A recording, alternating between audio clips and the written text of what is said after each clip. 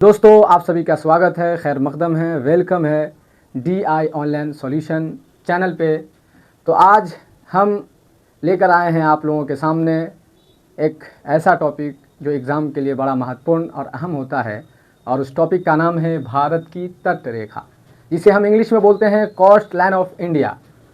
और ये भूगोल से संबंधित है, भूगोल का चैप्टर है भारत की तट रेखा।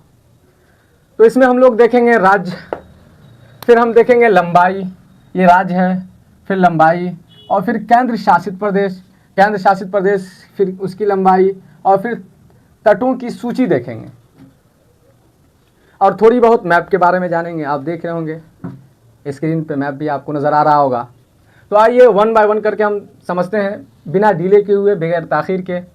सबसे पहले तो हम ये जानेंगे कि भारत देश तीन ओर से समुद्र से घिरा हुआ है। ये जो हमारा भारत देश है, या आप नक्शे में देख रहे होंगे मैप ऑफ इंडिया, कि भारत देश जो है तीन ओर से समुद्र से घिरा हुआ है। और उसकी कुल लंबाई कितनी है वो भी देखेंगे। यहाँ आप देख रहे होंगे 7516.6। बहरहाल मैंने ये बता दिया कि भारत देश तीन ओर से समुद्र से घिरा हुआ है। तो पहले हम शुरू करेंगे ऊपर से। तो देखते हैं, ये आपका गुजरात है, ये महाराष्ट्र है, ये गोवा है, ये कर्नाटक है, और ये केरल है। फिर छठे नंबर पे तमिलनाडु है, सातवें नंबर पे आंध्र प्रदेश है, आठवें नंबर पे उड़ीसा है, नवें नंबर पे पश्चिम बंगाल है। ये टोटल राज्य है, ये टोटल स्टेट्स ऑफ इंडिया है। भारत के राज्य है जो कि 9 है। यानी अगर आपसे पूछा जाए कि कुल कितने राज्य हैं जो तथ्य रेखा से लगे हुए हैं, जो समुद्र से घिरे हुए, समुद्र से लगे हुए हैं, कुल कितने राज्य, ये राज्य की बात कर रहा है, तो आपका आंसर होगा 9। क्या होगा आंसर? आपका होगा 9। आंसर 9। यानी कुल कितने राज्य जो समुद्र से लगे हुए हैं, समुद्र सीमा से लगे हुए, तो 9 है। सबसे पहले गुजरात देखेंगे। अब गुजरात जो लगे हुए वो कितने हैं, तो वो लंबाई उसकी जो है 1214.7 किलोमीटर वर्ग किलोमीटर। इसी तरह से आपका फिर महाराष्ट्र, जाहिर सी बात है, अभी मैप में भी बताएंगे आपको। महाराष्ट्र है, महाराष्ट्र आपको जो है 652.6 इसकी लंबाई है। तीसरे नंबर पे गोवा है, वो 101 यानी 101 है उसकी लंबाई। फिर आपका चौथे नंबर पे कर्नाटक है, कर्नाटक आपका 280। फिर केरल पाँचवें नंबर पे 56.9 यानी 569.6 है। फिर तमिलनाडु है, ये आपका जो है 906.9 है। फिर सातवें नंबर पे आंध्र प्रदेश है, यह आपका 973.7 है। फिर आपका आठवें नंबर पे उड़ीसा है, यह आपका 47। पश्चिम बंगाल है जो कि 157.5 है। ये कुल 9 राज्य हैं जो तटीय सीमा वाले राज्य हैं, तटीय सीमा वाले राज्य हैं। अब हम मैप के थ्रू देखते हैं पहले राज्य को, फिर उसके बाद चलते हैं केंद्र शासित प्रदेश की तरफ। तो यहाँ आप मैप देख रहे होंगे, ये देखिए पश्चिम वाला हिस्सा, ये जो तीन ओर से समुद्र से घिरा हुआ भारत, तो एक तरफ आपका ये हुआ अरब सागर, ये आपका अरब सागर यानी ये अरब सागर है। ये वाला हिस्सा को अगर देखते हैं मैप में, तो इसको बोलते हैं हम लोग अरब सागर। सिर्फ अरब लिखते हैं, समझ जाइएगा, अरब सागर, ठीक है, लिख देते हैं सागर भी, अरब सागर। तो ये वाला हिस्सा जो देख रहे हैं ये अरब सागर है, इस तरफ का, यानी पश्चिम में अरब सागर पड़ता है।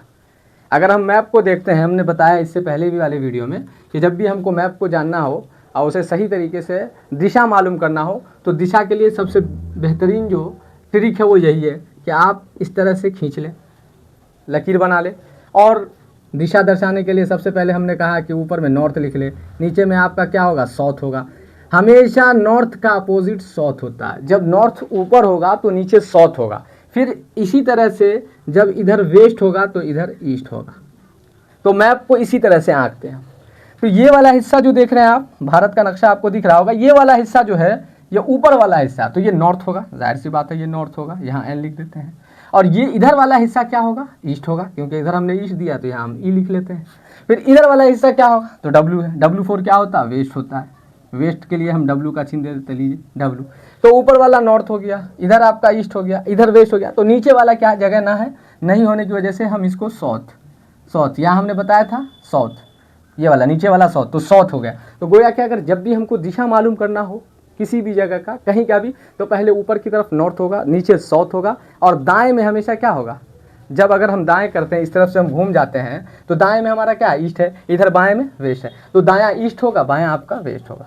ठीक है, तो इसी तरह से जब तीन ओर से भारत समुद्र से घिरा हुआ है, तीन ओर से, तीन तरफ से, ओर का मतलब होता है तरफ, तो एक तरफ तो आपका अरब सागर है, ये वाला अरब सागर, और नीचे साउथ में वो आपका हिंद महासागर है। और कभी कभी पूछा भी जाता है हिंद महासागर के बारे में कि कौन ऐसा एक महासागर है जिसे देश के नाम पे रखा गया, तो यही है हिंद महासागर, और वो भी हिंदुस्तान के ही नाम पे। ये हिंदुस्तान को एक अहमियत हासिल है, ये मेरा भारत देश है हिंदुस्तान, जिसके नाम पे एक सागर का नाम रखा हुआ, हिंद महासागर। बहरहाल, तो नीचे साउथ में क्या है, हिंद महासागर है। ये वाला हिस्सा जो देख रहे हैं ना, ये वाला तमिलनाडु के नीचे, बिल्कुल तमिलनाडु के नीचे आप जब देखेंगे तो आपको नजर आएगा हिंद महासागर। और इधर जब गोवा, कर्नाटक, महाराष्ट्र, गुजरात जो है, ये जो लगे हुए हैं, ये सब अरब सागर से, ये अरब सागर है इधर। अब बात रही इधर ईस्ट की, यानी पूर्व में, ईस्ट का मतलब पूर्व, और वेस्ट का मतलब पश्चिम, और साउथ का मतलब दक्षिण, और नॉर्थ का मतलब उत्तर, जानते हैं। तो हम अगर ईस्ट की बात करते हैं, ईस्ट, ये वाला ईस्ट है, तो ईस्ट पूर्व, तो पूर्व में कौन है, बंगाल की खाड़ी, बड़ा फेमस है। तो तीनों को देखेंगे, अरब सागर, हिंद महासागर, फिर आपका बंगाल की खाड़ी। पश्चिम में हिंद महासागर, दक्षिण में पश्चिम में अरब सागर, दक्षिण में हिंद महासागर, और आपका पूर्व में बंगाल की खाड़ी। जब भी आपको देखना हो तो इसी तरह से, इधर आपका हो गया बंगाल की खाड़ी, इधर हो गया, ये हो गया पूरब, तो पूरब में बंगाल की खाड़ी, इधर हो गया आपको पश्चिम, तो पश्चिम में अरब सागर, और नीचे दक्षिण में हिंद महासागर। चलते हैं आगे, बस इतना ही जानना था इसमें। तो गुजरात, ये सब की लंबाई हमने देख ली। अब हमें देखना है केंद्र शासित प्रदेश। तो टोटल राज्य कितने हैं, 9 राज्य हैं जो तटीय सीमा वाले हैं, और केंद्र शासित प्रदेश कितने हैं, 4 हैं। 4 केंद्र शासित प्रदेश हैं जो तटीय वाले हैं, समुद्र से लगे। सबसे पहले क्या देखते हैं, दादरा और नगर हवेली तथा दमन और दीव। ये दादरा और नगर हवेली तथा दमन और दीव, ये दोनों पहले अलग अलग थे केंद्र शासित, 2020 में इसे विलय कर दिया गया है और एक ही कर दिया गया, पूरा एक हो चुका है, ये पूरा एक ही है, एक ही केंद्र शासित प्रदेश है ये, दादरा और नगर हवेली तथा दमन और दीव। पहले अलग अलग थे लेकिन अब एक हो गए। दूसरे नंबर पे लक्षद्वीप है। लक्षद्वीप द्वीपों का मालूम ही है आपको, 36 द्वीप है तकरीबन लगभग। और ये आपका पुदुचेरी है, पुदुचेरी की राजधानी पुदुचेरी है।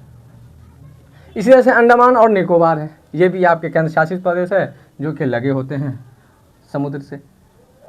तो 4 ये हो गए। अब इन चारों की लंबाई क्या है, तो 42.5 है दादरा और नगर हवेली तथा दमन और दीव की। और इसी तरह से लक्षद्वीप, तो लक्षद्वीप की जो है 132 है। उसके बाद पुदुचेरी है, तो पुदुचेरी की जो है 47.6 है।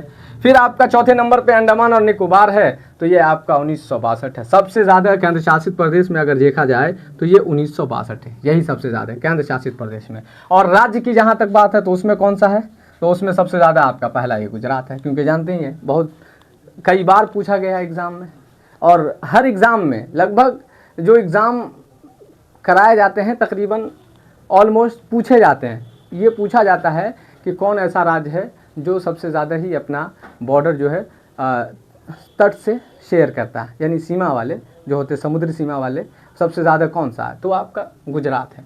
ये गुजरात सबसे ज़्यादा है, सबसे बड़ा। सबसे छोटा क्या होगा फिर, गोवा। गोवा देख रहे होंगे कहीं, गोवा आपको नज़र आ रहा होगा, ये गोवा है, देखिए ये तीसरे नंबर पे गोवा 101। तो यहाँ सिलसिलावार हमने जो लिखा है ये लंबाई के हिसाब से नहीं लिखा हमने, ये हम सिचुएशन के हिसाब से लिखा है कि कौन सा राज्य कहाँ पे है और किसके बाद है। तो यहाँ जब आप देखेंगे पश्चिम में, तो 1 बाय 1 करके हमने लिखा है। गुजरात सबसे ऊपर है, बिल्कुल सही, यहाँ पे गुजरात दिखेगा आपको, राजस्थान के नीचे गुजरात है। फिर उसके नीचे महाराष्ट्र पड़ता है, महाराष्ट्र के नीचे गोवा पड़ता है, गोवा के नीचे फिर कर्नाटका पड़ता है, कर्नाटक के बाद जस्ट केरल पड़ता है, केरल के जस्ट बाद आपका ये तमिलनाडु है, ये साउथ का तमिलनाडु। और फिर आप पूर्व में चले जाएंगे तो पूर्व में यहाँ देखिए तमिलनाडु के बाद आप जब मैप देखेंगे तो आंध्र प्रदेश है, फिर इसी तरह से उड़ीसा है, और लास्ट में पश्चिम बंगाल। ये तो टोटल 9 राज्य हो गए जो समुद्र से लगे होते हैं। गुजरात, महाराष्ट्र, गोवा, कर्नाटक, केरल, तमिलनाडु, आंध्र प्रदेश, उड़ीसा, पश्चिम बंगाल, ये 9 हो गए। और 4 जो है आपका यहाँ, जिसमें से देखिए दादरा और नगर हवेली यहाँ पे है, ये देख रहे हैं बिल्कुल गुजरात के नीचे और महाराष्ट्र के बीच में, ये बिल्कुल महाराष्ट्र यानी दादर और नगर हवेली, दमन और दीव है। फिर उसके बाद जो है लक्षद्वीप है, लक्षद्वीप आपको यहाँ दिख रहा होगा, बिल्कुल मालदीव है इधर एक तरफ, और ये वाला बीच वाला हिस्सा जो है लक्षद्वीप है, ये भी अरब सागर में। फिर ये पुदुचेरी है, पुदुचेरी आपको इधर नज़र आ रहा होगा, इस तरफ है, बिल्कुल। फिर उसके बाद जो है अंडमान निकोबार, तो अंडमान निकोबार यहाँ है, उसके उधर फिर जो है इंडोनेशिया वगैरह है बहरहाल। तो ये 4 हो गए, इन चारों की लंबाई भी हमने बता दी। अब ये देखते हैं कि तटों की सूची कितनी है। तो तटों की सूची जो है आपकी ये सामने है। पहले नंबर पे देखिए जो ये वाला है, ये गुजरात का जो है उसको बोलते हैं कच्छ तट और काठियावाड़। ये दोनों गुजरात ही में, ये दोनों गुजरात में, गुजरात, यहाँ हम जी लिख देते हैं गुजरात। फिर आपका कोंकण तट है, यहाँ कहाँ पड़ता है कोंकण तट, तो आपका महाराष्ट्र और गोवा दोनों में शेयर करता है। फिर इसी तरह से कनारा या करावली तट है, तो ये आपका कहाँ पड़ता है, कनारा और करावली, तो आपका पड़ता है कर्नाटका। फिर मालाबार तट का नाम बहुत सुनते होंगे, तो मालाबार तट केरल है।